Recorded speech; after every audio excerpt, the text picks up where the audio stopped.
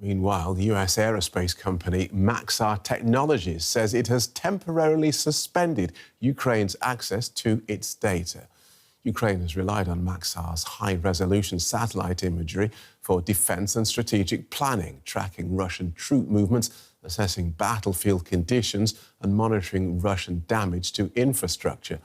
Maxar says the new restrictions are in line with the Trump administration's decision to suspend intelligence sharing with Ukraine. Let's get into this with military analyst Marina Miron from King's College London. Welcome back, Marina. So Donald Trump's edict against intelligence sharing with Ukraine appears to extend beyond the US government to commercial companies. How big a problem is this loss of satellite imagery going to be? Good evening, Phil. Well, first of all, we have to understand that it is actually that intelligence that Ukraine will not receive anymore is a part of a government program.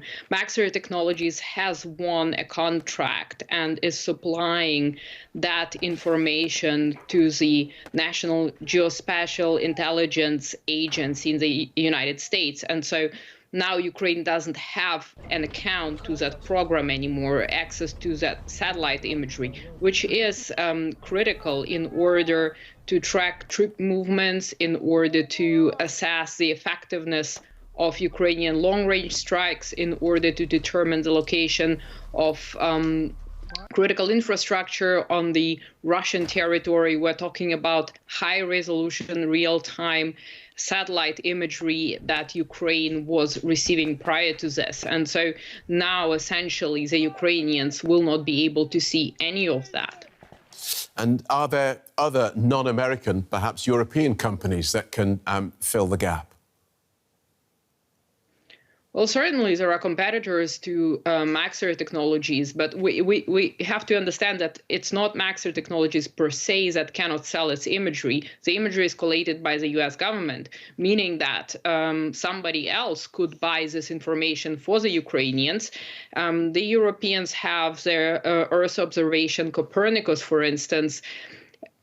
How good that imagery is as compared to Maxar's, I don't know, but certainly there are some alternatives. The problem is it needs to be done very quickly.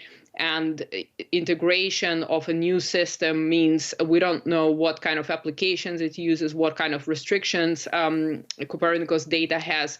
So in terms of implementing that is also a problem which costs time. Okay.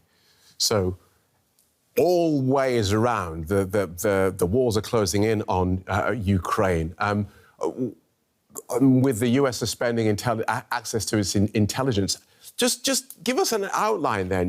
We've talked about these satellite imagery. So the US package of intelligence that it provides to Ukraine, massive.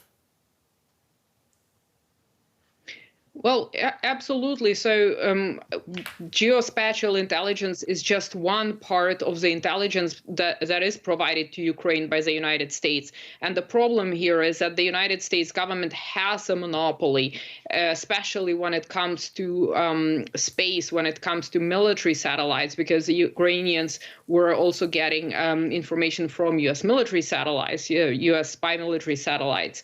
So it's a huge disadvantage, and it is something that other countries are prohibited from sharing with Ukraine. For instance, the UK is not allowed to share any intelligence with Ukraine.